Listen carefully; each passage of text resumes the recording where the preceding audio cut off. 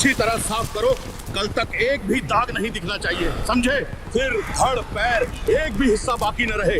इनके कपड़े लत्ते भी उठाओ, सबका सब।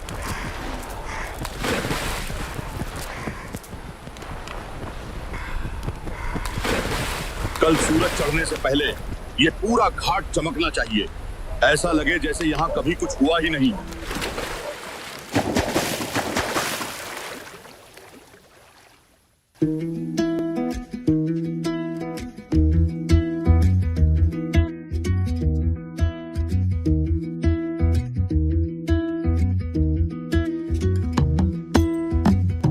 साधो देखो जग बोराना, सांची कहे तो मारन दौड़े झूठे जगपतियाना। हिंदू कहत है राम हमारा, मुसलमान रहमाना। आपस में दो लड़े मरत है, मरम को ना जाना। साधो देखो जग बोराना।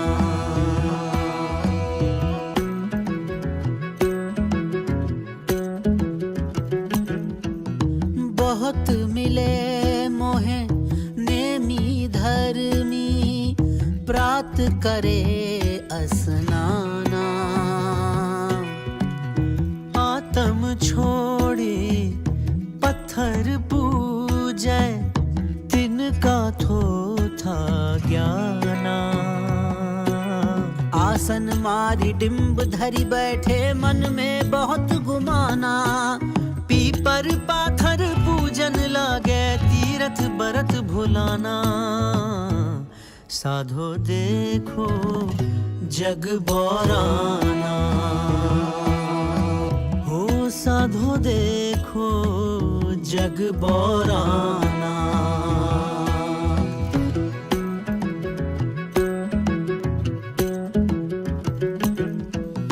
बहुत तक देखे पीर औलिया, पढ़े किताब कुराना। करे मुरीद कबर बतलावे, उन्हु खुदा ना जाना। हिंदू की दया मेर तुर्कन की, दोनों घर से भागी।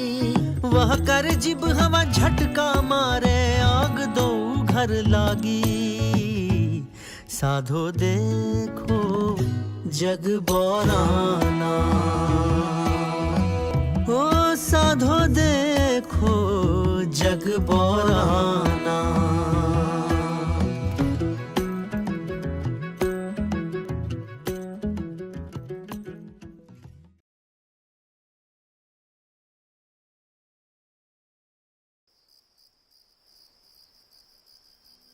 बेटा, एक बात कहें, बुरा मत मानना। कहो माँ। हमें काशी में रहना है, जब तक सांस चले वहीं रहना चाहते हैं। लोग कह रहे हैं जो काशी में मरेगा स्वर्ग जाएगा, और जो मगहर में मरेगा नरक मिलेगा। हम बूढ़े हो गए हैं बेटा, पता नहीं कितनी सांसें बाकी हैं। काशी में हमारे लिए कुछ व्यवस्था कर दो। काशी में रहने की व्यवस्था बहुत महंगी पड़ती है। कोशिश करूंगा इंतजाम की, देखता हूँ कैसे हो पाता है। भगवान तेरा भला करे बेटा, बस इतना ही चाहिए हमें। तुम हमारा सहारा हो बेटा। काशी में पंडों ने एक अफवाह फैलाई, यहां मरने वाला स्वर्ग जाएगा और मगहर में मरने वाला नरक भोगेगा। अज्ञान इतना फैला कि हर घर में यही चर्चा होने लगी। हर वृद्ध माँ बाप अपनी औलादों से विनती करने लगे कि हमें काशी में छोड़ दो, वहीं मरना है।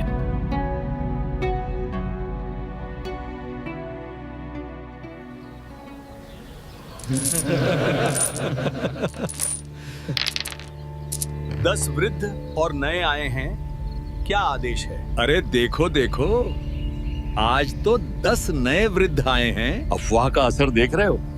सबको डर लगा है नरक का, सब यहीं मरने को आ रहे हैं।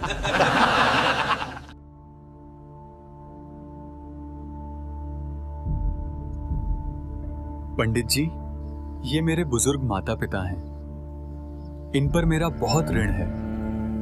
अब ये अपना आगे का समय काशी में ही बिताना चाहते हैं। क्या तुम दक्षिणा लाए हो? हाँ पंडित जी, जितनी आपने मांगी थी उससे थोड़ी अधिक ही है। फिर निश्चिंत रहो, हम इनकी इतनी अच्छी देखभाल करेंगे कि इन्हें घर की याद भी नहीं आएगी।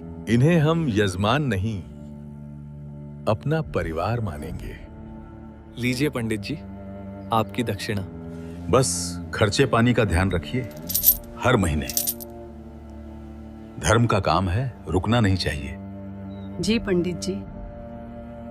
जैसा आप कहें। अब हम आपकी शरण में हैं।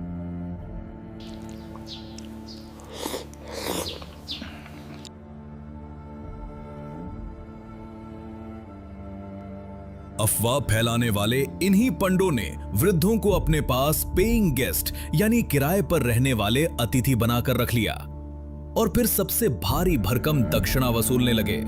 इन मासूम वृद्धों को मोक्ष के नाम पर किराएदारों की तरह कमरों में ठूंस दिया जाता।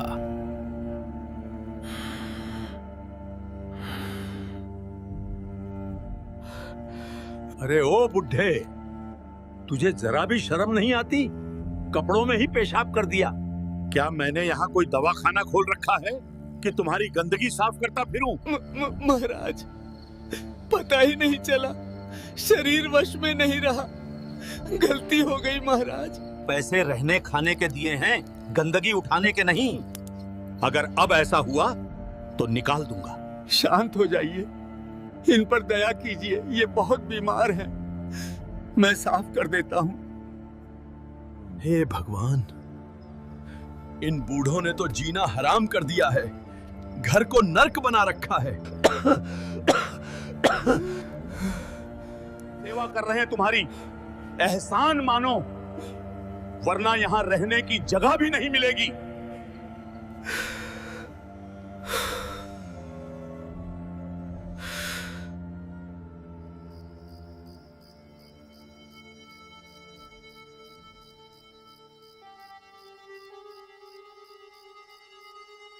हे महात्मा, वो बूढ़ा जो बीमार है उसने फिर से अपने कपड़े गंदे कर दिए। बहुत बदबू आ रही है, कमरा रहने लायक नहीं। कभी इनके मल मूत्र साफ करने पड़ते हैं, कभी इनके गंदे कपड़े धो, कभी इनको नहलाओ। ये तो हमसे पहले ही हमें स्वर्ग भेज देंगे। जितने रोज बूढ़े आ रहे हैं, संभाले नहीं संभल रहे हैं। देख, घर में 10-10 वृद्ध जमा हैं, पैसे खत्म पर इनकी सांसें नहीं। अब ये सिर्फ बोझ हैं। जा, नगर के सभी महात्माओं को खबर कर। जी महाराज, अभी गया।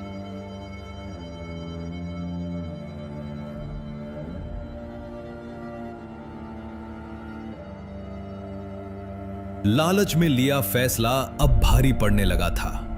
ये लालच उनके गले की हड्डी बन गया, न निगली जाए न उगली जाए। और इस मुसीबत से बचने के लिए जो समाधान रचा गया, वो मानवता पर ऐसा दाग था जो आने वाले समय में एक महाकलंक के रूप में जाना गया।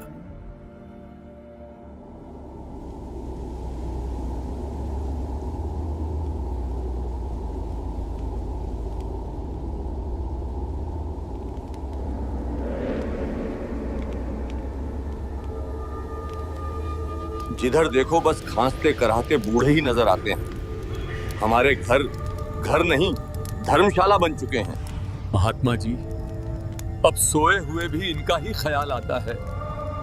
ये क्या आफत मोल ले ली हमने। हाँ, सही कहा, थोड़े से लालच में आकर हमने अपना जीना दुश्वार कर लिया। इससे सुखी तो हम पहले ही थे। अगर हमने आफत ली है तो ठीक भी हम ही करेंगे। पर कैसे करेंगे? ये तो मरने का नाम ही नहीं ले रहे। लेंगे, खुद ही मरने का नाम लेंगे। मेरे पास एक तरकीब है, ध्यान से सुनो।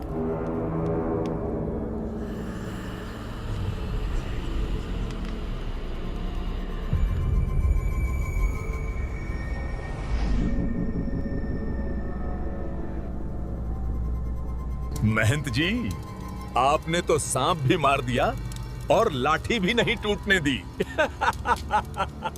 जाएंगे ये स्वर्ग ही, पर रास्ता हम तय करेंगे। कह देंगे ये भगवान का आदेश है।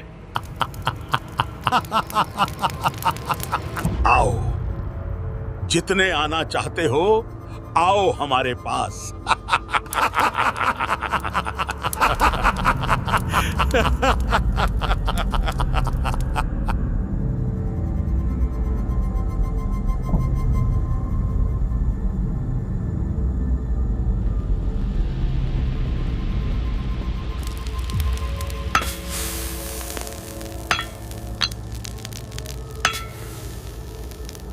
ए लुहार, जो सामान बनवाया था तैयार है?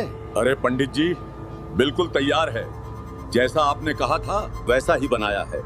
मजबूत और इतना धारदार कि बस छूते ही काट दे। पर पंडित जी, इतना बड़ा आरा किस काम आएगा? कुछ बड़ा काटने वाले हैं क्या? तू अपना काम कर, ये तेरी मेहनत की कीमत है, रख ले। बाकी आरे से क्या कटेगा ये जानना तेरे काम का नहीं।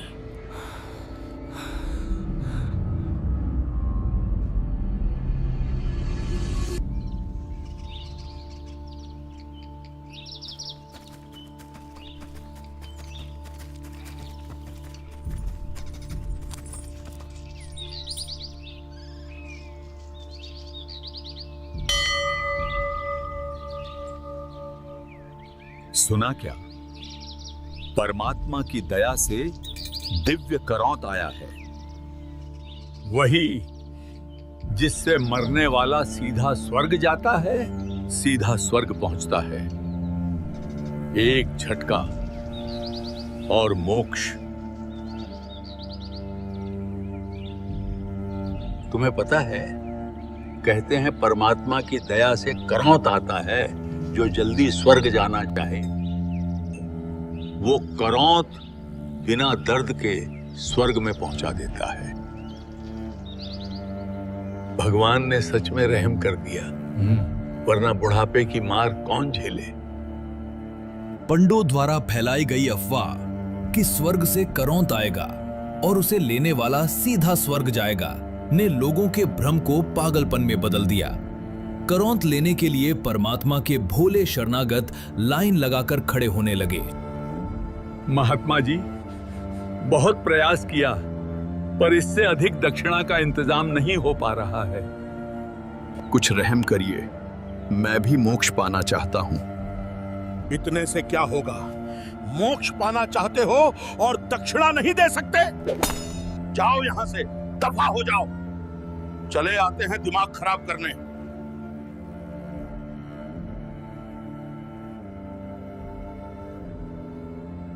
पंडित जी, ये लीजिए, पूरी 50 स्वर्ण मुद्राएं हैं, कोई कमी नहीं है। बस मुझे शीघ्र स्वर्ग भेज दो। धन्य हैं आप सेठ जी। स्वर्ग के द्वार तो आप जैसे धर्मात्माओं के लिए ही बने हैं। आपका कल्याण निश्चित है। आप आगे जाएं। वहां भीतर मुख्य महात्मा जी खड़े हैं। वे आपकी मुक्ति की प्रतीक्षा कर रहे हैं।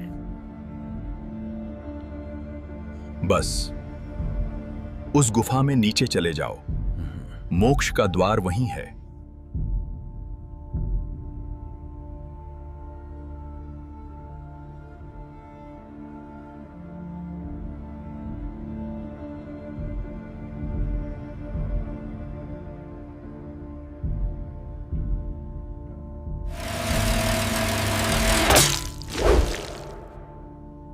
काशी में करौंत लेने के लिए वृद्धों की संख्या दिन प्रतिदिन बढ़ती चली गई।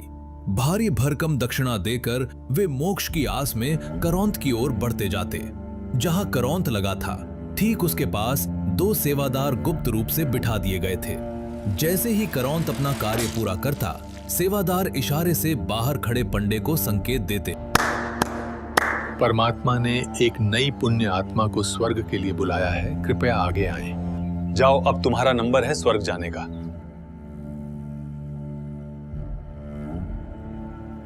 यदि किसी कारण करौंत अटक जाता और अपना कार्य पूरा नहीं कर पाता तो सेवादार फिर से इशारा करते। परमात्मा ने अभी तुम्हें स्वीकार नहीं किया है, कल फिर आना। भगवान तुमसे नाराज हैं। हम फिर से तुम्हारी फरियाद करेंगे, कल जरूर आना। पैसों के लालच ने पंडों को इतना अंधा कर दिया था कि मासूम वृद्धों को जानवरों की तरह काटा जा रहा था, और ये सब मोक्ष के नाम पर खुलेआम हो रहा था।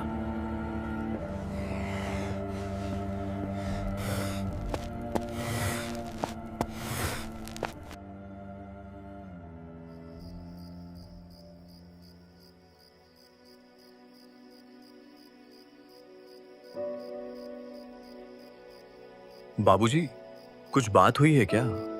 काफी परेशान से लग रहे हो।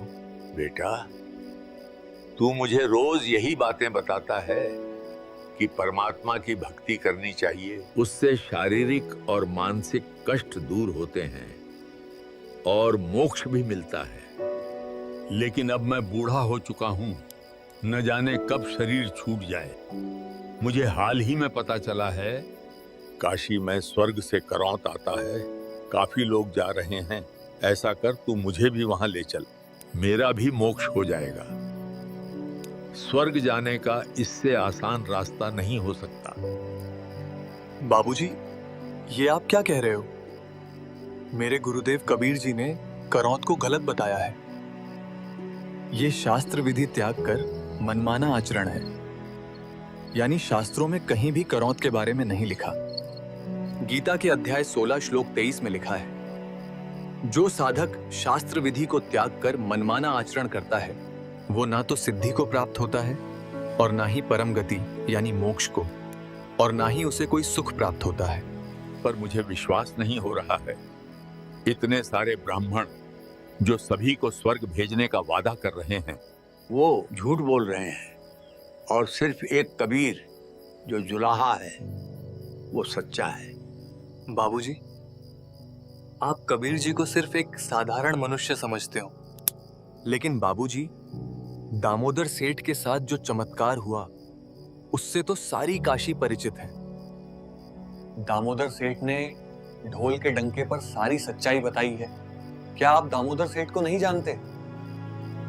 सुना तो है दामोदर सेठ के बारे में, पर सोचो, क्या कोई साधारण मनुष्य दामोदर सेठ को समुद्र के भयानक तूफान से बचा सकता है? दामोदर सेठ बीच समुद्र में तूफान में फंसे हुए थे और कबीर जी को सामान्य आदमी समझने वाले दामोदर सेठ के दोस्त भी उस जहाज में उनका मजाक उड़ा रहे थे। अरे कबीर, आजा, तू भी हमारे साथ बातें कर ले।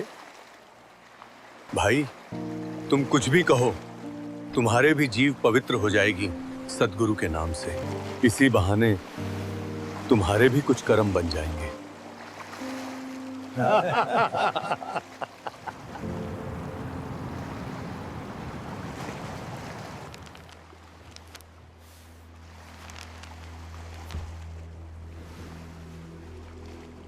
अरे दामोदर, ये क्या कर रहा है? यहाँ लगी हुई देवी देवताओं की तस्वीर कहाँ गई? मैंने तो आदर के साथ समुद्र में प्रवाहित कर दिया। अरे तू क्या बोल रहा है? अरे भाई, मैंने कबीर साहेब का ज्ञान समझकर उनसे नाम दीक्षा ले ली है। तू एक जुलाहा की बातों में आकर देवी देवताओं की भक्ति छोड़ रहा है? नहीं भाई, मेरे परमात्मा इन देवी देवताओं की भक्ति करने से मना नहीं करते, बल्कि वेद और शास्त्रों के अनुसार सही भक्ति बताते हैं जिससे हमारा मोक्ष हो सके। तू क्या हमें पागल समझता है? हमारे पूर्वजों और गुरुओं ने हमें ऐसा तो कुछ नहीं बताया है। जुलाहा, ये नया ज्ञान वो कहां से ले आया? अगर तू इन देवी देवताओं की भक्ति छोड़ेगा तो तेरा नाश हो जाएगा। भाई, मेरे साथ जो भी हो, मैं अपनी क्रिया करता रहूंगा और तुम अपनी क्रिया करो।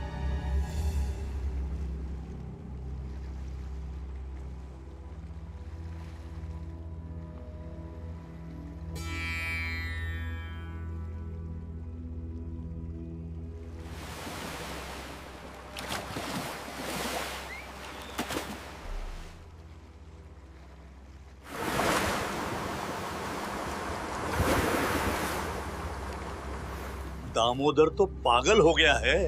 उसने एक जुलाहे की बातों में आकर भगवान को छोड़ दिया है। देखना, इसके साथ बहुत बुरा होगा।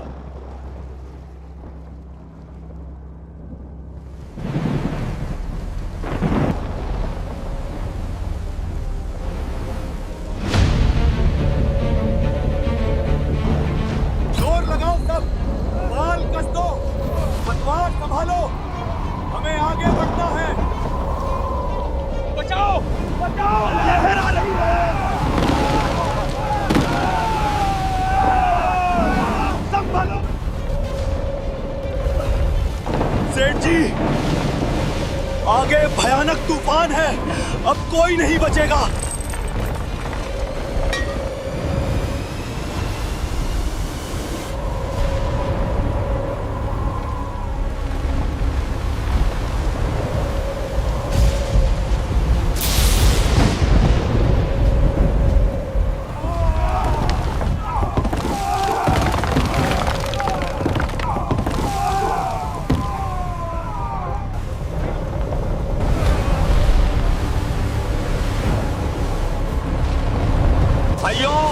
ऐसे संकट के समय में हमें भगवान को याद करना चाहिए, वही इस दुख को दूर करेगा। हे राम, हे कृष्ण, बचा लो। हे बजरंगबली, आप तो संकट मोचन हैं, हमारी रक्षा करो, हम सब बच जाएंगे। हे भोलेनाथ, आपकी प्रचंड शक्ति के सामने तो समुंदर भी नतमस्तक होता है।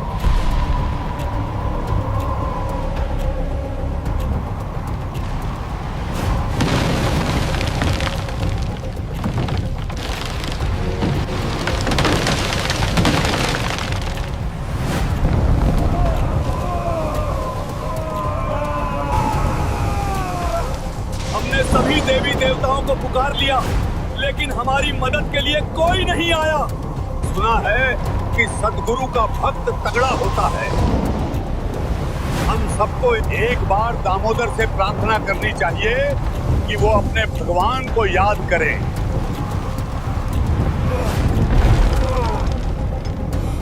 भाई दामोदर, तुम अपने कबीर जी से प्रार्थना करो, हमारा जहाज डूबने वाला है।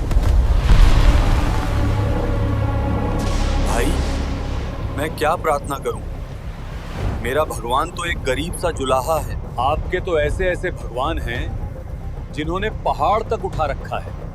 आप ही प्रार्थना करो, अगर आप बच गए तो मैं भी बच जाऊंगा। सद्गुरु का भक्त तगड़ा होता है, इसलिए तुम एक बार प्रार्थना कर लो। भाई, तुम सब बैठ जाओ, मैं अपने सद्गुरु से प्रार्थना करता हूँ। बैठा नहीं जाता, तुम एक बार अर्ज कर लो।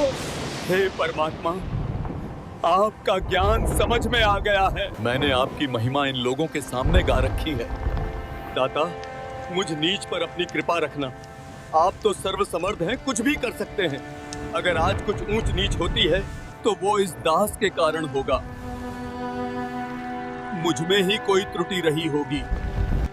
परमात्मा, आपकी बेइज्जती का कारण ये दास ही बनेगा।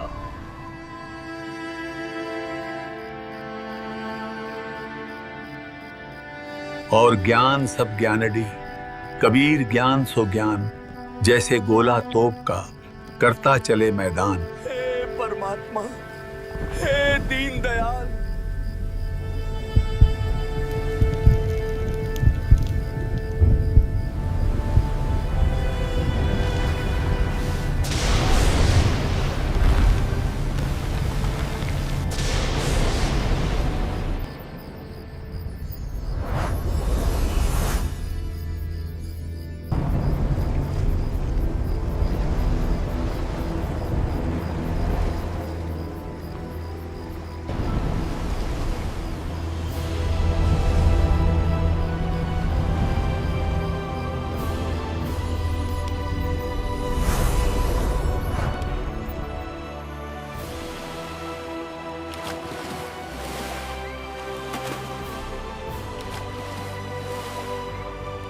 उठो दामोदर, पूर्ण सद्गुरु ने तुम्हारी प्रार्थना स्वीकार कर ली है।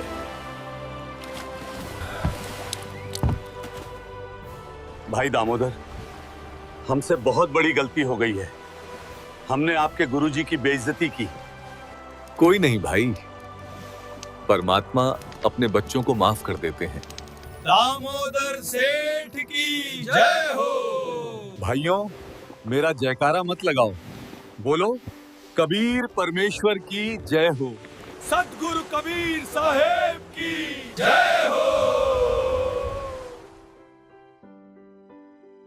धन धन सतगुरु सत कबीर भगत की, पीड़ मिटाने वाले। धन धन सतगुरु सत कबीर भगत की, पीड़ मिटाने वाले भगत की, पीड़ मिटाने वाले भगत की, पीड़ मिटाने वाले। धन धन सतगुरु सत कबीर भगत की। दामोदर सेठ के होते अकाज, अर्ज करी थी डूबता देख जहाज। दामोदर सेठ के होते अकाज, अर्ज करी डूबता देख जहाज। लाज मेरी रखियो गरीब नवाज, समुद्र से पार लंघाने वाले।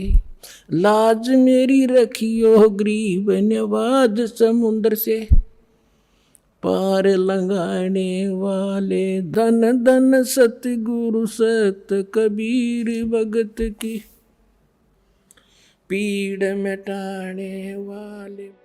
बाबूजी, पंडित सर्वानंद को कौन नहीं जानता। धर्मशास्त्रों में ऐसा पारंगत कि पूरी धरती पर कोई भी उससे शास्त्रार्थ में नहीं जीत पाया था। हाँ बेटा, सर्वानंद का ज्ञान तो सच में कमाल का था। तो फिर बाबूजी, क्या ये भी साधारण मनुष्य के लक्षण हैं कि ऐसा अपराजित विद्वान कबीर परमात्मा के ज्ञान के आगे घुटने टेक देता है? सर्वानंद कोई साधारण पंडित नहीं था। वो उन दिनों का सबसे बड़ा विद्वान था, शास्त्रार्थ में अजय योद्धा, जो पूरे भारत के बड़े बड़े ज्ञानी, आचार्य और महामंडलेश्वरों को एक एक करके पराजित कर चुका था। अपनी इसी अजयता के अभिमान में वो अपनी माता से अपना नाम सर्वानंद से बदलकर सर्वाजीत रखवाना चाहता था, मतलब जो सबको जीत चुका हो। पर सर्वानंद की माता एक भयानक रोग से पीड़ित थी। वो अपने रोग निवारण हेतु सभी देवी देवताओं की पूजा करके थक चुकी थी। उसने हर तरह के उपाय अपना लिए थे, फिर भी उसे आराम नहीं मिला था। और वही रोग कबीर परमात्मा के आशीर्वाद मात्र से क्षण भर में समाप्त हो गया। इसी कारण सर्वानंद की माता कबीर साहब की शिष्या बन चुकी थी। तत्व ज्ञान पाकर उसने जाति धर्म का घमंड त्याग दिया था और वो चाहती थी कि उसका बेटा भी परमात्मा की शरण पाकर मुक्ति प्राप्त करे। बेटा, अभी एक विद्वान शेष है। अगर उसे हरा देगा तो मैं तेरा नाम सर्वजीत रख दूंगी। कौन? कौन बचा है अब? वो कबीर साहेब हैं। पहले उनसे ज्ञान चर्चा कर, फिर मेरे पास आना। माँ, उस अशिक्षित जुलाहे को हराना तो मेरे लिए चुटकियों का काम है। बेटा, एक बात याद रखना, हार जीत जो भी हो लिखवा कर लाना, सत्य को छिपाना मत। ठीक है माँ, मैं अभी गया और उसे हरा के अभी आया। हे परमात्मा, मेरे भूले भटके बच्चे को शरण में लो। आज ये इसके झूठे मान में घूम रहा है, कल को ये आपकी सत भक्ति के बिना कुत्ते की योनि प्राप्त करेगा। इसका ये अभिमान और इसका ये अधूरा ज्ञान इसको ले मरेगा। अब आप ही दया करो मेरे परमात्मा। अपने नाम को सर्वजीत रखवाने की लालसा को लेकर सर्वानंद कबीर साहब से शास्त्रार्थ करना चाहता था, पर उसे ये अंदाजा नहीं था कि जिससे वो भिड़ने जा रहा है वो कोई साधारण मनुष्य नहीं, बल्कि स्वयं पूर्ण परमात्मा है।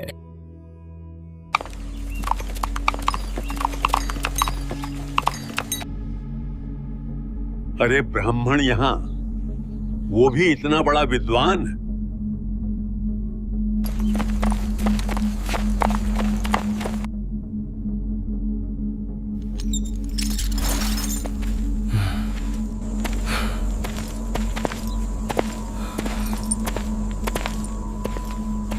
पानी,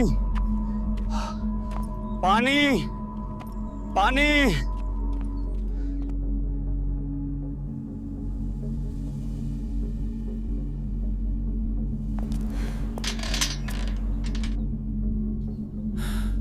बेटी, बहुत प्यास लगी है, जरा पानी पिला दे। ये लीजिए पंडित जी, अपना करमंडल आगे कीजिए।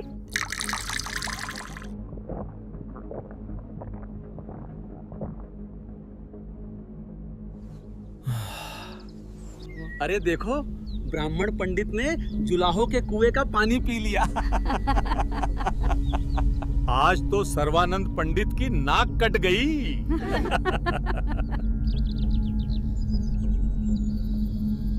मैंने जुलाहों के कुएं का पानी पी लिया।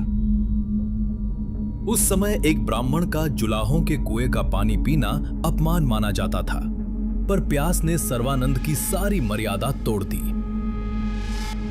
ए लड़की, ये कुआं किस जाति का है? पंडित जी, जुलाहो की कॉलोनी में तो जुलाहो का कुआं ही मिलेगा, ब्राह्मणों वाला तो मिलने से रहा। तूने मुझे पहले बताया क्यों नहीं कि ये जुलाहो का है? पंडित जी, ये तो तुम्हें तब पूछना चाहिए था जब तुम्हारी जान पानी पीने से पहले हलक में अटकी पड़ी थी। तब तो ए बेटी पानी पिला दे, ए बेटी पानी पिला दे, और अब जाति देखने लगे। ए लड़की, बहुत चबड़ चबड़ करती है, ज्यादा मत बोल। चल बता, ये कबीर कहाँ रहता है? कबीर का घर शिखर में, जहाँ शलैली गैल, पाँव न टिके पपील के, तू पंडित लाद रहा बैल। साफ साफ बोल लड़की, बताती क्यों नहीं? आजा पंडित मेरे पीछे पीछे, घर दिखा देती हूँ परमात्मा कबीर जी का।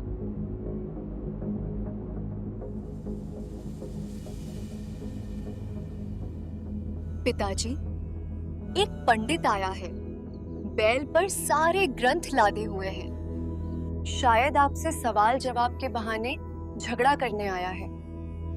बेटी, ये तत्वज्ञान के अभाव वाले लोग होते हैं, दुनिया की नजर में बड़े ज्ञानी, पर असल में हल्दी की गांठ लेकर पंसारी बने फिरते हैं। ले आओ पंडित जी को, आदर सहित अंदर लाओ। जो आज्ञा पिताजी।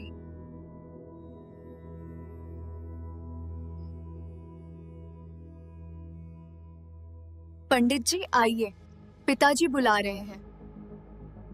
अभी नहीं, पहले ये लोटा पानी से भर दें। अभी भरती हूँ।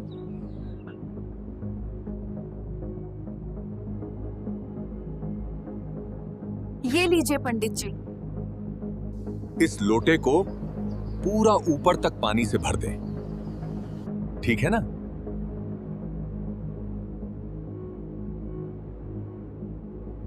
अब ठीक है पंडित जी। हाँ, अब लोटा ले जा और कबीर से कहे कि ये मेरा प्रश्न है।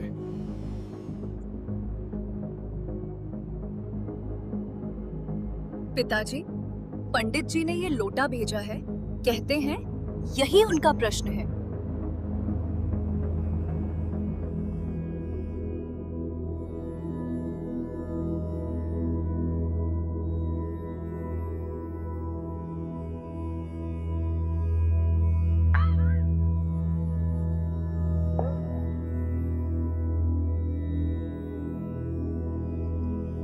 ये दे दो उन्हें और कह देना यही उत्तर है।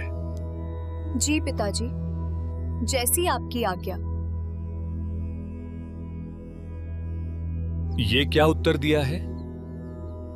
मैं तो बस ले आई हूँ, प्रश्न भी आपका, उत्तर भी आपका। अब आप ही पूछ लो। कबीर, मेरे प्रश्न का उत्तर क्या है? पहले अपना प्रश्न बताओ पंडित जी। मैंने सर्व विद्वानों को शास्त्रार्थ में पराजित कर दिया है। मैंने अपनी माताजी से प्रार्थना की थी कि मेरा नाम सर्वाजीत रख दो। मेरी माताजी ने आपको पराजित करने के पश्चात मेरा नाम परिवर्तन करने को कहा है। आपके पास लोटे को पूर्ण रूपेण जल से भरकर भेजने का तात्पर्य है कि मैं ज्ञान से ऐसे परिपूर्ण हूं जैसे लोटा जल से। इसमें और जल नहीं समाएगा, वो बाहर ही गिरेगा। अर्थात मेरे साथ ज्ञान चर्चा करने से कोई लाभ नहीं होगा। आपका ज्ञान मेरे अंदर नहीं समाएगा, व्यर्थ ही थूक मथोगे, इसलिए हार लिख दो, इसी में आपका हित है। पंडित जी, मैंने इस लोटे में ये सुई डाली, उस सुई ने पानी को बाहर धकेल दिया और इस लोटे की गहराई में जाकर अपनी जगह बना ली।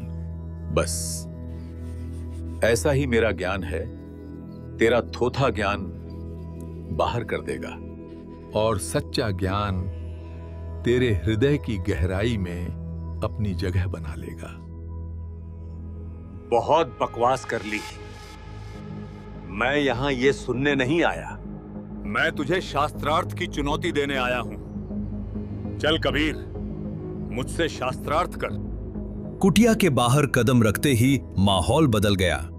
गांव के लोग शास्त्रार्थ देखने उमड़ पड़े और कबीर परमेश्वर ने वहीं से प्रश्नों की शुरुआत कर दी। पंडित सर्वानंद, बताओ, ब्रह्मा का पिता कौन है? कौन है विष्णु की माता? शंकर का दादा कौन है? ये कैसा सवाल है? क्या हुआ सर्वानंद, होश उड़ गए? इनके कोई माता पिता नहीं, ये तो अजर हैं, अमर हैं। देवी भागवत पुराण 3 स्कंद खोल कर देख, खुद विष्णु जी कहते हैं, हमारी जन्म और मृत्यु होती है, हम नाशवान हैं, अविनाशी नहीं हैं। लिखा तो यही है, पर ये देवता तो अमर बताए जाते हैं। अब खोल गीता अध्याय 11 श्लोक 32, जहां गीता ज्ञानदाता कहता है कि मैं काल हूं अर्जुन। इस समय इन लोगों को नष्ट करने के लिए प्रकट हुआ हूं। ऐसा ज्ञान तो मैंने आज तक नहीं सुना। क्या बड़बड़ा रहा है सर्वानंद? जरा जोर से बोल। नहीं, कुछ नहीं। वो तो मैं वैसे ही कुछ सोच रहा था।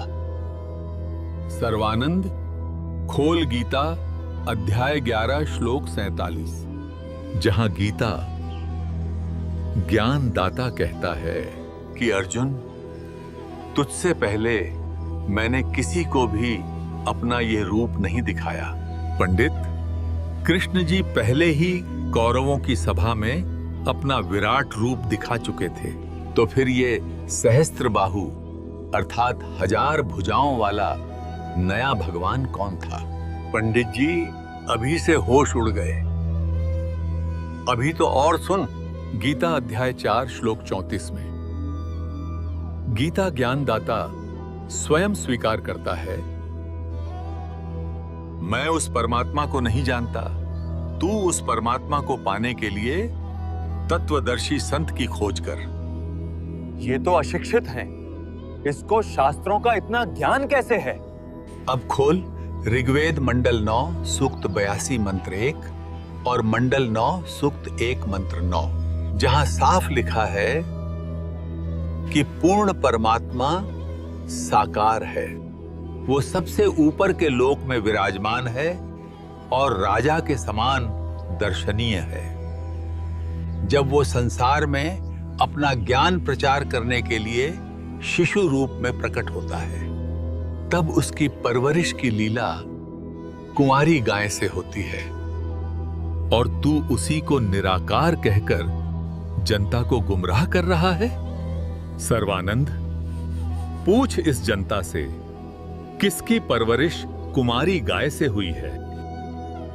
तो मैं तुझे बताता हूं, मैं ही हूं वो जिसका गुण चारों वेद गाते हैं। मैं ही आदि हूं, मैं ही अंत, मैं ही राम हूं, मैं ही नरसिंह, जिसके आगे मौत भी अपना पल्ला झाड़ती है।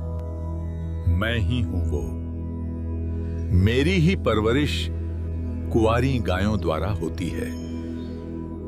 मैं ही वो अविनाशी कबीर हूं, सर्वानंद। कबीर साहब के चकवे ज्ञान के आगे सर्वानंद का चेहरा फीका पड़ गया। वो कांपने लगा। उसे समझ नहीं आ रहा था कि भागे या घुटने टेक दे। ऐसा कुछ नहीं लिखा है। अगर ऐसे ही चलता रहा तो ये जुलाहा मुझे कहीं का नहीं छोड़ेगा। मुझे कुछ करना होगा। ओम त्र्यंबकम यजामहे सुगंधिम पुष्टिवर्धनम उर्वारुकमिव बंधनान् मृत्योर्मुक्षीयमामृतात्। यदा यदा हि धर्मस्य ग्लानिर्भवति भारत अभ्युत्थानमधर्मस्य तदात्मानं सृजाम्यहम्। कर्मण्येवाधिकारस्ते मा फलेषु कदाचन। मा कर्मफल हेतुर्भूर्मा ते संगो यस्त्व कर्मणि। परित्राणाय साधूनां विनाशाय च दुष्कृतां। धर्म संस्थापनार्थाय संभवामि युगे युगे। ओम कृष्णाय वासुदेवाय हरये परमात्मने प्रणतः क्लेशनाशाय गोविंदाय नमो नमः। उस समय अशिक्षित जनता शास्त्र का अर्थ नहीं समझती थी। उनके लिए जो तेज तेज संस्कृत बोल लें वही सबसे बड़ा ज्ञानी माना जाता था। धारा प्रवाह रटे हुए मंत्र जिन्हें बोलने वाला खुद भी नहीं समझता था, उन्हें सुनकर जनता चकित हो जाती थी। पर सत्य यही है कि किसी चीज को रटना और उसी चीज को समझना, इन दोनों में दिन रात का फर्क होता है। सर्वानंद इसी अज्ञान का फायदा उठा रहा था।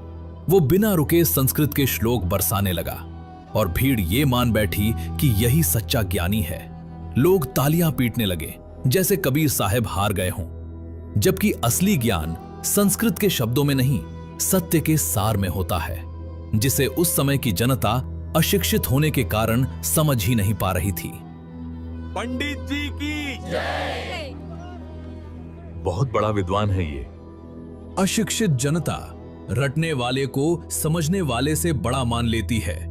भीड़ ने शोर में सत्य दबा दिया और कबीर साहब का मौन उनके लिए हार का प्रतीक बन गया। ए कबीर, सुन लिया तूने? मैं जीता हूं शास्त्रार्थ में। मेरी माता से मेरा वचन है, जो भी निर्णय हो लिखवा कर ले जाना है। तो अब तू लिख, कबीर हार गया और सर्वानंद जीत गया। पंडित, मैं तो अशिक्षित हूं, तू ही लिख ले जो लिखना चाहता है। मैं तो बस अंगूठा लगा के दे दूंगा।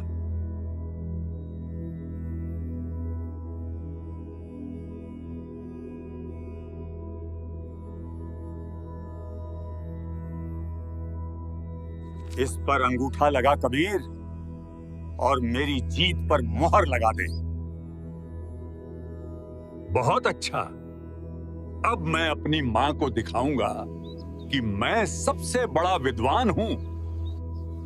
अब मेरा नाम सर्वजीत होगा। सर्वानंद को क्या पता था कि जिस कागज को वो अपनी जीत का प्रमाण समझ रहा था, उसी कागज पर अब उस परमात्मा की लीला शुरू होने वाली है। और जब वो अपनी मां के सामने ये विजय पत्र खोलेगा तो उसकी दुनिया पलटने वाली है।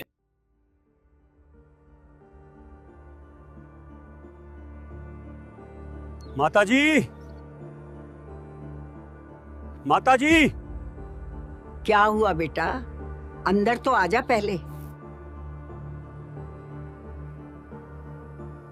माताजी, वो कैसा विद्वान था, कुटिया से बाहर आया और आते ही हार मान ली। अच्छा बेटा, क्या तू लिखवा कर भी लाया है? हाँ हाँ माताजी, ये देखिए। बेटा तू ही पढ़ दे। क्यों नहीं माता, अभी पढ़कर सुनाता हूं, आप ध्यान से सुनिए। शास्त्रार्थ में सर्वानंद पराजित हुआ तथा कबीर परमेश्वर विजय हुआ।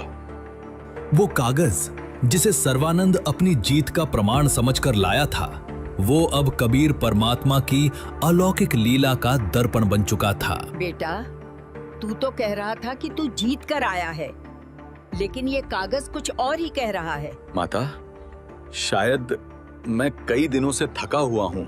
हो सकता है मैंने गलत लिख दिया हो। माँ, मैं अभी जाता हूँ और फिर से लिखवा कर आता हूँ कि मैं जीता हूँ।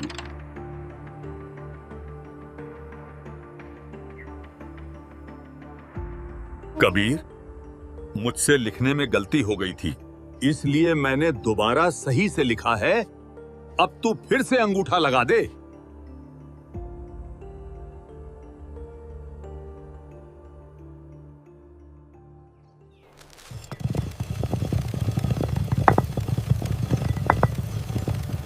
हाँ, सब सही लिखा है। अब मां को दिखा देता हूं। माता जी, अब की बार सही करवा कर आया हूं। अच्छा बेटा, फिर तू ही पढ़ दे। क्यों नहीं माता जी, अब की बार तो शास्त्रार्थ में सर्वानंद पराजित हुआ तथा कबीर परमेश्वर विजय हुआ। नहीं, ये कैसे हो गया? अभी तक तो सही था। बेटा, तू कहता कुछ है और लिखवाता कुछ और है, या फिर तू मुझसे सच्चाई छिपा रहा है? मां, शायद फिर से गलती हुई होगी। मैं थका हुआ हूं, मेरी उंगली फिसल गई होगी। मैं अभी जाता हूं, अभी, और फिर से लिखवा के आता हूं। कबीर, मुझसे फिर से गलती हो गई। मैं तीसरी बार आया हूं। एक बार और अंगूठा लगा दो। इस बार मैंने बहुत ध्यान से लिखा है। कोई बात नहीं पंडित जी, मेरा कौन सा अंगूठा घिस रहा है। जितनी बार लगवाना है लगवा लें।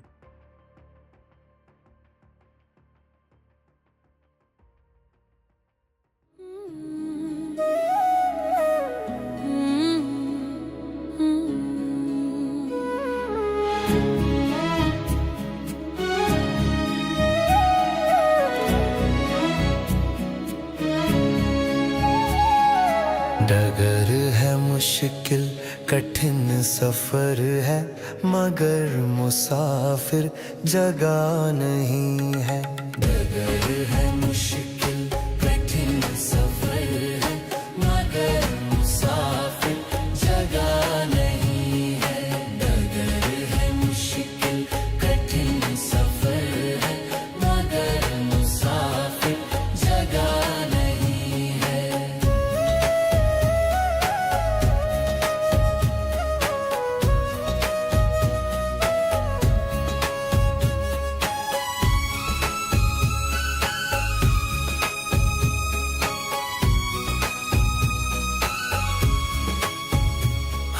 लगेंगे फल जब किसी पेड़ में, वो पेड़ झुक जाएंगे स्वतः ही। हाँ, लगेंगे फल जब किसी पेड़ में, वो पेड़ झुक जाएंगे स्वतः ही। अकड़ तने की बता रही है, अकड़ तने की बता रही है, अभी फल इसमें लगा नहीं है। डगर है मुश्किल कठिन सफर है, मगर मुसाफिर जगह नहीं है।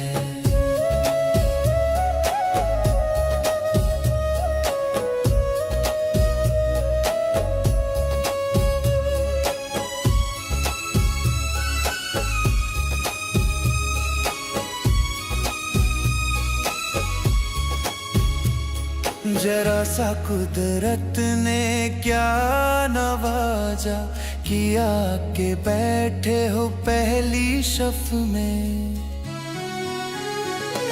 जरा सा कुदरत ने क्या नवाजा, किया के बैठे हो पहली शफ में। अभी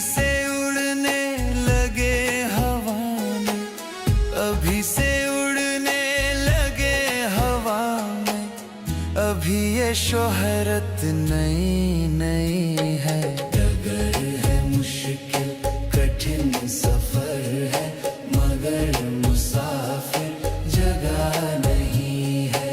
डगर है मुश्किल कठिन सफर है, मगर मुसाफिर जगह नहीं है। इस बार मैं आंख नहीं हटाऊंगा। पता नहीं माँ के पास पहुंचते ही अक्षर क्यों बदलते हैं। सत्य ने हार नहीं मानी थी, लेकिन सर्वानंद अभी तक लड़ाई को अपनी हार जीत का खेल समझ रहा था। आ गया बेटा, इस बार सब ठीक कर लाया ना?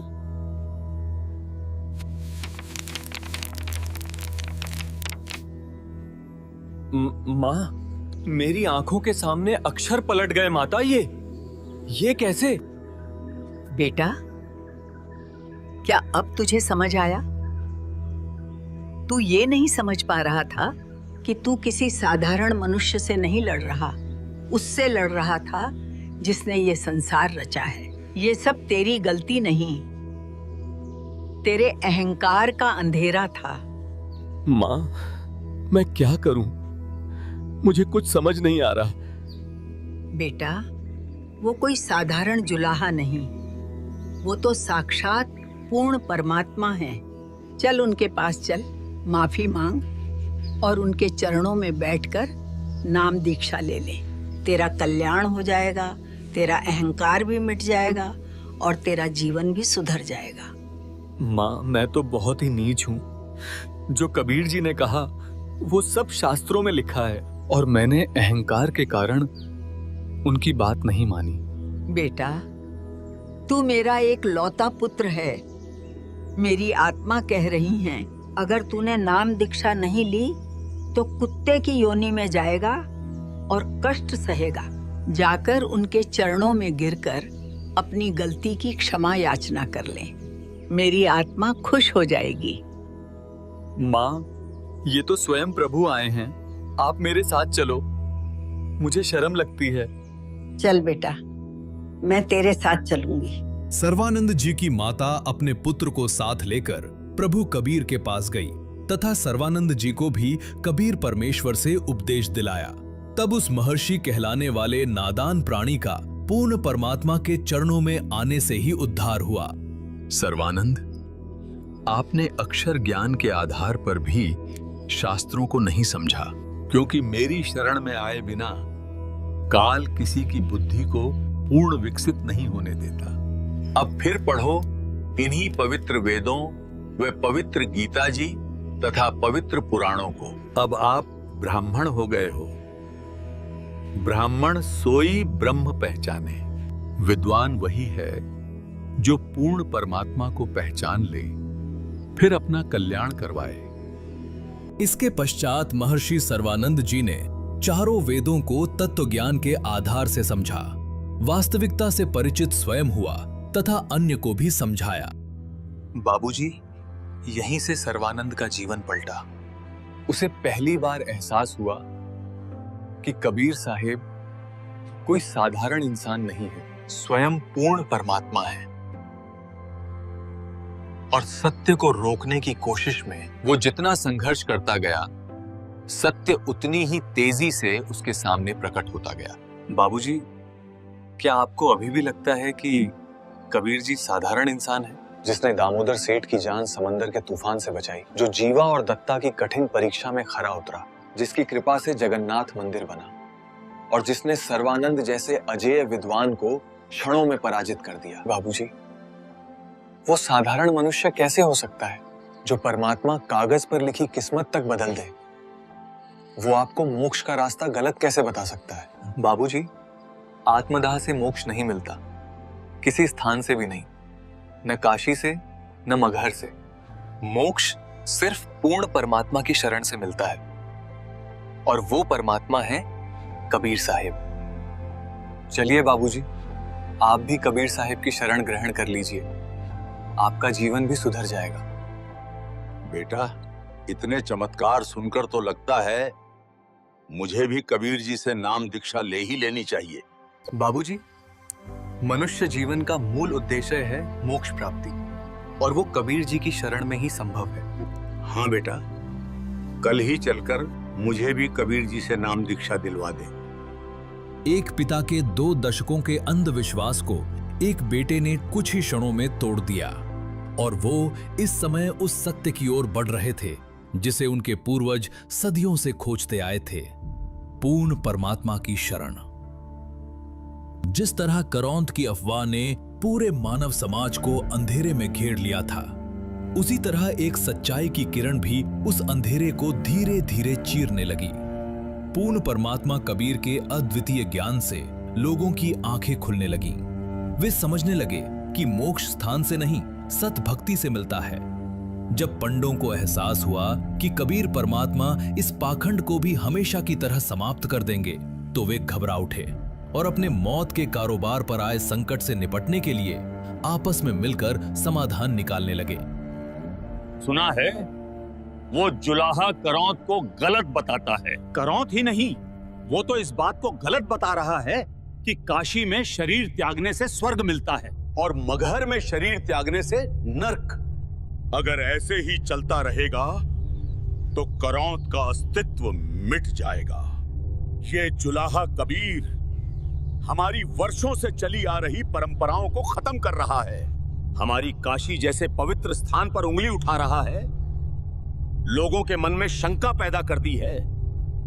लोग आकर सवाल पूछने लगे हैं, क्या सच में काशी में मरने से मोक्ष नहीं मिलता? अब बहुत हुआ, चलो उस जुलाहे के पास और उसे कहते हैं कि ये सब बोलना बंद करे। हाँ, तो चलो चलते हैं उसे साफ चेतावनी देने।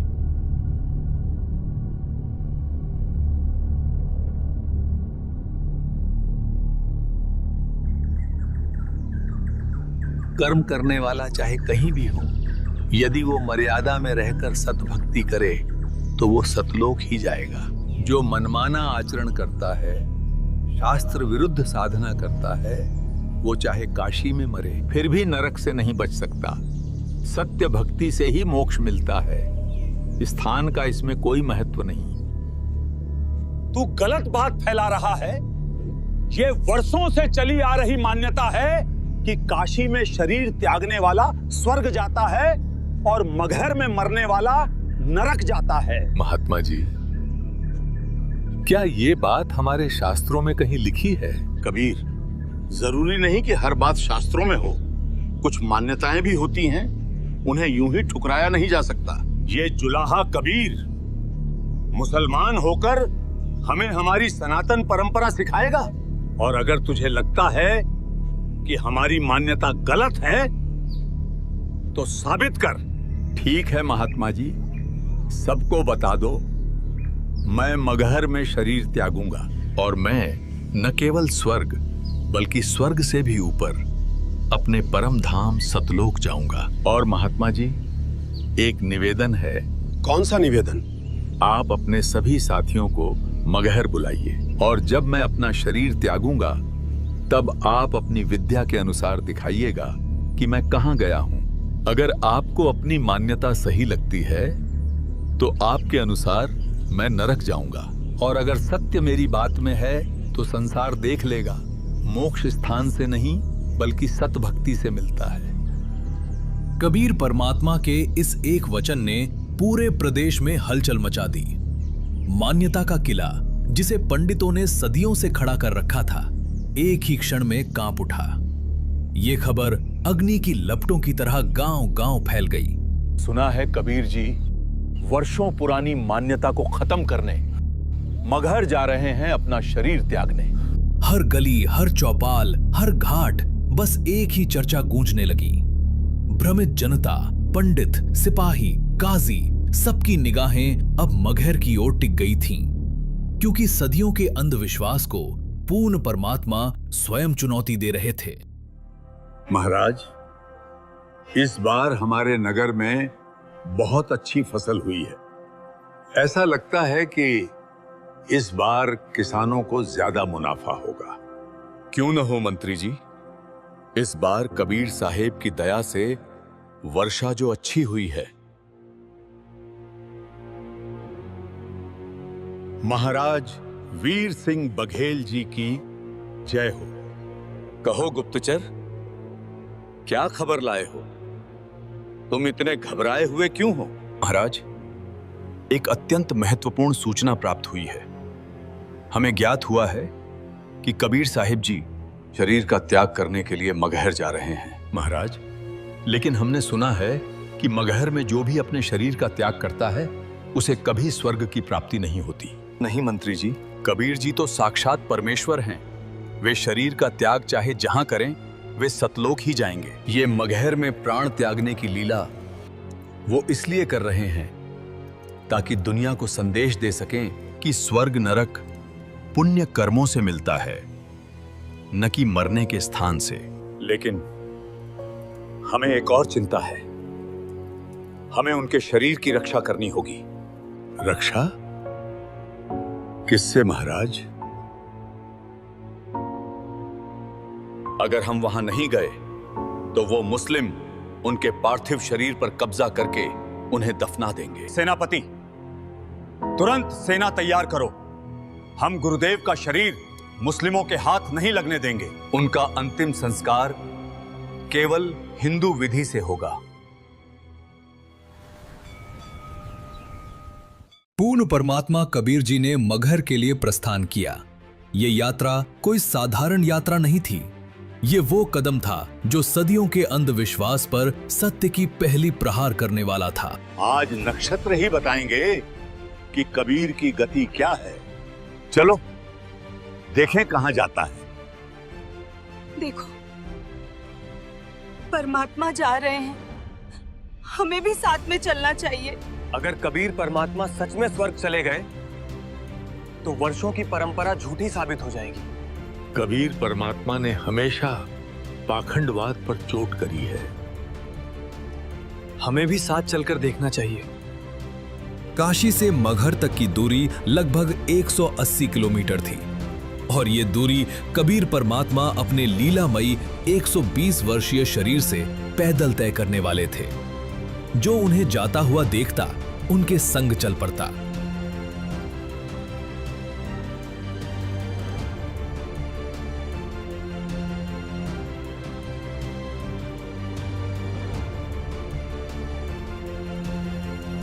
यहां से हम पैदल चलेंगे गुरुदेव के साथ।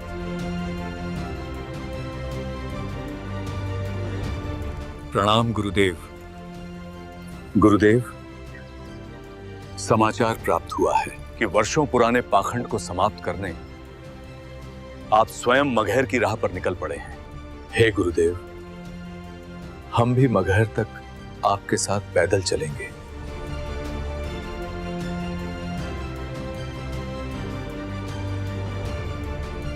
ये यात्रा सिर्फ काशी से मगहर का सफर नहीं थी। ये सत्य की ओर मानवता का कदम था। परमात्मा आगे आगे, हजारों लोग पीछे पीछे और उनके साथ साथ पंडित, काजी सभी एक ही राह पर, एक ही उद्देश्य से सत्य का प्रत्यक्ष दर्शन करने साथ में चले। की नाम अगर पियाना सतगुरु की नाम अगर पियाना सतगुरु की नाम अगर पियाना हो, दोनों दिन चले संग जाके हिंदू मुसलमाना हो। दोनों दिन चले संग जाके हिंदू मुसलमाना हो। की नाम अगर पियाना सतगुरु की नाम अगर पियाना सतगुरु की नाम अगर पियाना हो, दोनों दिन चले संग जाके हिंदू मुसलमान हो। दोनों दिन चले संग जाके हिंदू मुसलमान हो। मुक्ति खेत को छोड़ चले हैं। जिस काशी को नौकरा करते हैं ना, या मुक्त होता इस क्षेत्र में, परमात्मा कहे तुम्हारी मुक्ति वाले क्षेत्र ने तुम ही रखो। हम तो वहाँ से मोक्ष प्राप्त करके दिखाएंगे जहाँ तुम कहते हो गधा बनता है। भाई मुक्ति खेत को छाड़ चले हैं, वो तज काशी अस्थाना हो। मुक्ति खेत को छाड़ चले हैं, तज काशी अस्थाना हो। साहा सिकंदर कदम लेत है, साहा सिकंदर कदम लेत है, बादशाही सुल्ताना हो। दोनों दीन चले संग जाके, हिंदू मुसलमान हो। दोनों दीन चले संग जाके, हिंदू मुसलमान हो। चार वेद के वक्ता संग है, वो खोजी बड़े बयाना हो। चार वेद के वक्ता संग है, वो खोजी बड़े बयाना हो। सालग राम सुरत से सेवे, सालग राम सुरत से सेवे, वो ज्ञान समुद्र दाना हो। दोनों दीन चले संग जाके, हिंदू मुसलमान हो। दोनों दीन चले संग जाके, हिंदू मुसलमान हो। सठ दर्शन जाके संग चाले, सठ दर्शन जाके संग चाले, वह गावत बाणी नाना हो। अपना अपना इष्ट संभाले, अपना अपना इष्ट बनावे, वो बाचे पोथी पाना हो। दोनों दीन चले संग जाके, हिंदू मुसलमान हो। खान साहब, पीर कबीर जी मगहर आ रहे हैं अपना जिस्म छोड़ने के लिए। क्या? ये कैसे हो सकता है? हुजूर, ये खबर पक्की है। फौज को हुक्म दो, हर एक सैनिक तैयार रहे। हम पीर कबीर जी का जिस्म मुसलमान रिवायत से दफन करेंगे। ये वही बिजली खान पठान था जिसकी पहचान कबीर साहिब से आज की नहीं बरसों पुरानी थी। एक ऐसी पहचान जो अकाल, दुआ और चमत्कार से बनी थी।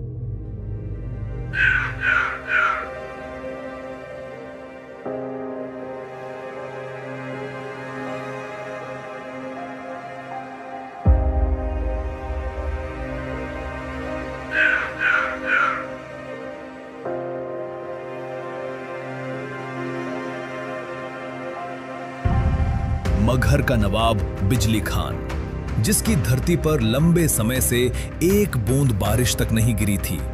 अकाल, भूख और मौत हर तरफ उसी की परछाई थी। भविष्यवक्ताओं ने घोषणा कर दी थी कि आने वाले 3 वर्ष भी आसमान से रहमत नहीं बरसेगी।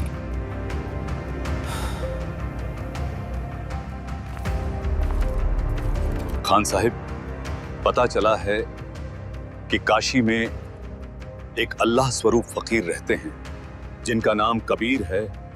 अगर वे अपनी मेहर करें तो ये सूखा पल एक ही झटके में मिट जाएगा। ठीक है, चलने की तैयारी करो। खबर मिलते ही बिजली खान अपने लश्कर के साथ स्वयं काशी पहुंचा। उसने कबीर साहिब के समक्ष अपना दर्द रखा और विनती की। क्या हुआ बादशाह? मुझ गरीब से ऐसा क्या हो सकता है? हमने सुना है कि आप सभी धर्मों को समान मानकर सच्ची इबादत का मार्ग दिखाते हैं, और आपने अनेक चमत्कार किए हैं। हमारे नगर मगहर में त्राही त्राही मची हुई है। भयंकर अकाल के कारण रोज घरेलू पशु पक्षी दम तोड़ रहे हैं। अगर कुछ दिन और ऐसी स्थिति रही तो आम जन को नगर त्यागना पड़ेगा। हे महात्मा, आप हमारे साथ चलिए और कृपा कीजिए। ठीक है बादशाह, मैं अवश्य आपके साथ चलूंगा। बिजली खान पठान के आग्रह पर पूर्ण परमात्मा कबीर मगहर की ओर प्रस्थान कर देते हैं। मगहर पहुंचकर कबीर परमात्मा बिजली खान पठान को अपने गांव लौट जाने का निर्देश देते हैं और स्वयं उसी धरती पर बैठकर परमात्मा में ध्यान लगाने की लीला आरंभ कर देते हैं।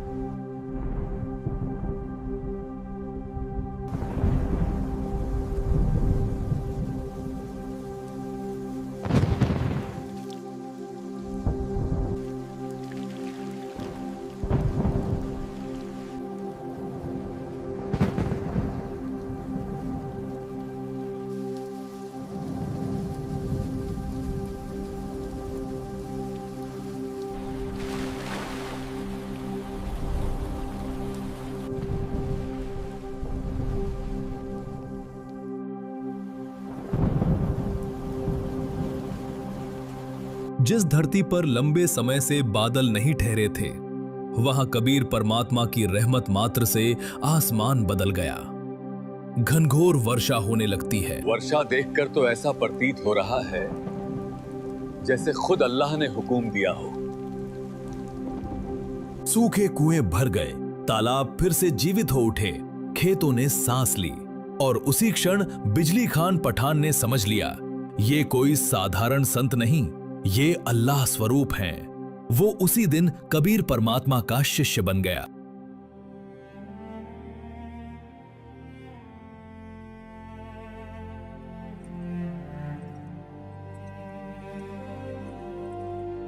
सुनो मुख्तार, लगता है वीरदेव बघेल को भी खबर पहुंच चुकी है कि पीर कबीर जी मगहर में अपनी रूह को जिस्म से आजाद करने वाले हैं। देख रहे हो, वो अपने राजपूती लश्कर के साथ पहले से ही काफिले में शामिल है। जी खान साहब, दूर से ही उसके घोड़े और सवार पहचाने जा रहे हैं। गौर से सुन लो तुम सब, चाहे कुछ भी हो जाए, वीरदेव को अपने मंसूबों में कामयाब नहीं होने देना है।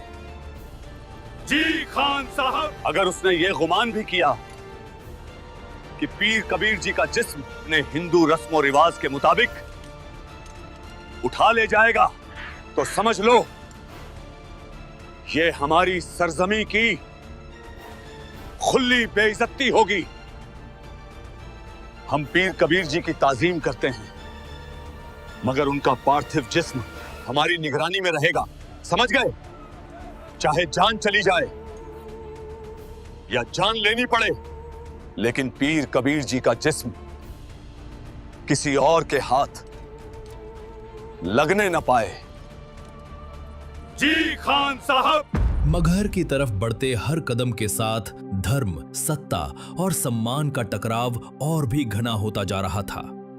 हिंदू काशी नरेश वीरदेव सिंह और मुस्लिम मगहर नवाब बिजली खान पठान दोनों कबीर परमात्मा को अपने अपने तरीके से अंतिम संस्कार करना चाहते थे, पर किसी को अंदाजा नहीं था कि परमात्मा की लीला न किसी रिवाज से बंधी है, न किसी मजहब से। पीर जी, हमें आपके आने का मकसद मालूम हुआ। बिजली खान आपकी क्या खिदमत कर सकता है? मैं अपना शरीर त्याग करने से पहले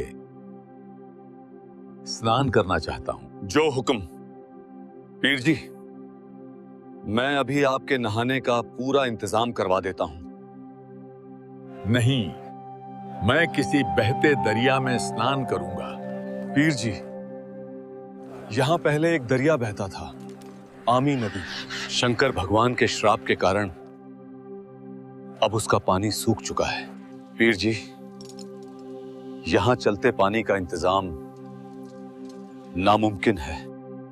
चलो, दिखाओ मुझे वो आमी नदी कहां है। जी पीर जी, चलिए।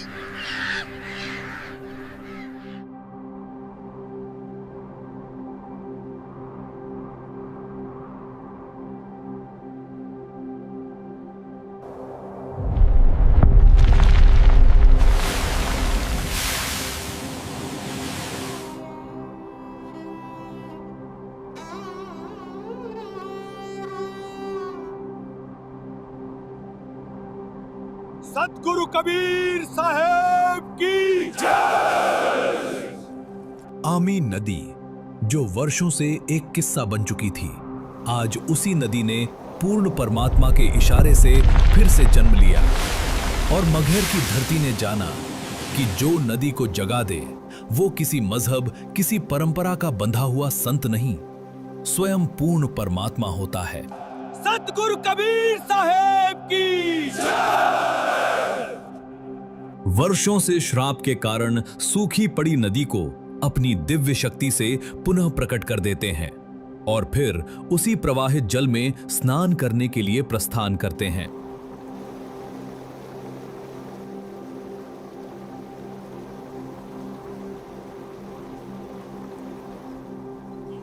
आदेश दें प्रभु। 2 सफेद चादरों की व्यवस्था कर दो। एक मैं ओढ़ूंगा और एक बिछाऊंगा। जो आदेश मालिक, मैं अभी व्यवस्था करता हूं। वीर देव, बिजली खान, ये सैनिकों की फौज साथ लेकर क्यों आए हो तुम दोनों? परमात्मा जी, हम आपके पार्थिव शरीर को इन मलेच्छ मुसलमानों के हाथ नहीं लगने देंगे। अगर इन्होंने जुर्रत की तो इनकी कब्र यहीं खोद देंगे। वीर जी, आप हम मुसलमानों के लिए अल्लाह के सच्चे नूर हैं। आपका जिस्म हम मुस्लिम रिवायत से दफन करेंगे, और अगर इन काफिरों ने आपके जिस्म पर हक जमाने की कोशिश की तो यहां इन्हीं की चिताएं जलेंगी।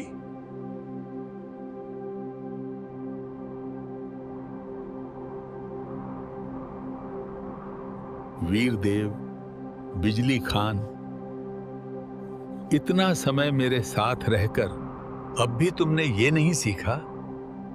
तुम दोनों एक दूसरे को अलग क्यों मानते हो? हम सब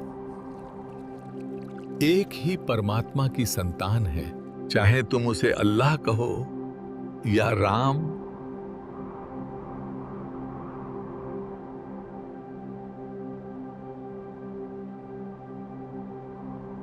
मेरे शरीर त्यागने के बाद जो भी वस्तु तुम्हें मिले उसे आधा आधा बांट लेना, पर आपस में झगड़ा मत करना, वरना बहुत बड़ा अनर्थ हो जाएगा। जी परमात्मा। कबीर प्रभु के जिस्म को छोड़ने के बाद मैं उनके शरीर को अपने कब्जे में लेकर रखूंगा। कबीर प्रभु का शरीर मैं किसी को नहीं दूंगा। उस समय के भविष्यवक्ताओं ने एक भयावह भविष्यवाणी की थी कि जल्द ही एक भीषण हिंदू मुस्लिम युद्ध होगा जिसमें अनगिनत जाने जाएंगी।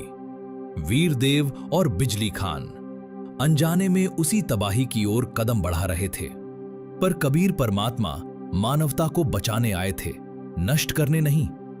और जो लीला अब होने वाली थी वो आने वाले सदियों के लिए मानव धर्म और एकता का सबसे बड़ा उदाहरण बनने वाली थी। परमात्मा जी, आपके आदेश के अनुसार सब व्यवस्था कर दी गई है। अगर कोई और आदेश हो तो बताइए। अब मैं चलता हूं। कबीर परमात्मा जी के आदेश अनुसार 2 चादरें मंगवाई गईं, एक बिछाने के लिए और एक ओढ़ने के लिए। और फिर पूर्ण परमात्मा कबीर जी ने अपने निज धाम सतलोक जाने के लिए प्रस्थान किया।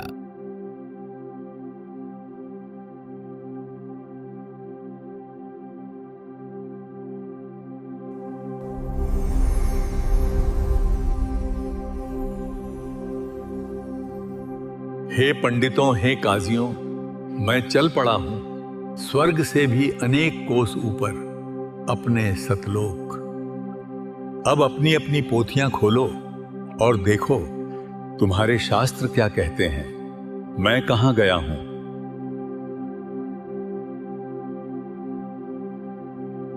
उठा दो पर्दा, उसमें नहीं है मुर्दा।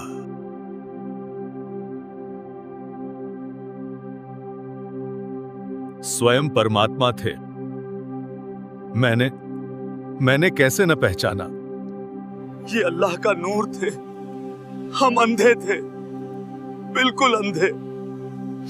पीर जी खुद रब थे और हम उन्हें पहचान ही नहीं पाए।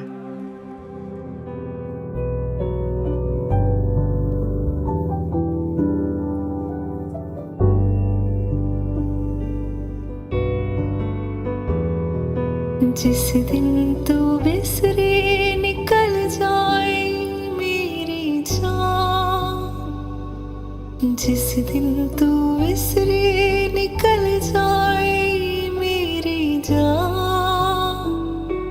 श्वासादी माला नल सिमरा मैं तेरा नाम, तेरा नाम, तेरा नाम। श्वासादी माला नल सिमरा मैं तेरा नाम, तेरा नाम, तेरा नाम, तेरा नाम। बन जावा बंदा मैं तेरा ही कृपा निधान। बन जावा बंदा मैं तेरा ही कृपा निधान। श्वासादी माला नल सिमरा मैं तेरा नाम, तेरा नाम, तेरा नाम, तेरा नाम, तेरा नाम। ऐसी जी कृपा करो प्रभु मेरे, करो प्रभु मेरे। ऐसी जी कृपा करो प्रभु मेरे। छड़िए जंजालानो बढ़ जाइए तेरी। जिस दिन तू विसरे निकल जाए मेरी जान। जिस दिन तू विसरे निकल जाए मेरी जान। श्वासादी माला नल सिमरा मैं तेरा नाम, तेरा नाम, तेरा नाम। श्वासादी माला नल सिमरा मैं तेरा नाम, तेरा नाम, तेरा नाम, तेरा नाम। कबीर परमात्मा ने अपने पूरे जीवन में कभी जाति धर्म का भेद नहीं किया। उन्होंने सदा पाखंड पर प्रहार किया, और वो भी शास्त्रों के प्रमाणों के साथ। पूर्ण परमात्मा कबीर जी अपने निज धाम सतलोक से सशरीर इस मृत लोक में आए थे, और सशरीर ही सतलोक को प्रस्थान कर गए। जहां लोग उनके पार्थिव शरीर के होने का अनुमान लगाए बैठे थे, वहां शरीर नहीं बल्कि सुगंधित फूल प्राप्त हुए। उन फूलों और चादरों को हिंदू और मुसलमान दोनों ने आधा आधा बांट लिया। वीर देव सिंह बघेल ने उन फूलों को मंदिर बनवाकर उसमें स्थापित किया, और बिजली खान पठान ने उन्हें मस्जिद बनवाकर उसमें रखा। कुछ फूलों को काशी में उस स्थान पर स्थापित किया गया जहां कबीर साहब चबूतरे पर बैठकर सत्संग किया करते थे, जो आज काशी चौरा के नाम से एक विशाल आश्रम के रूप में विद्यमान है।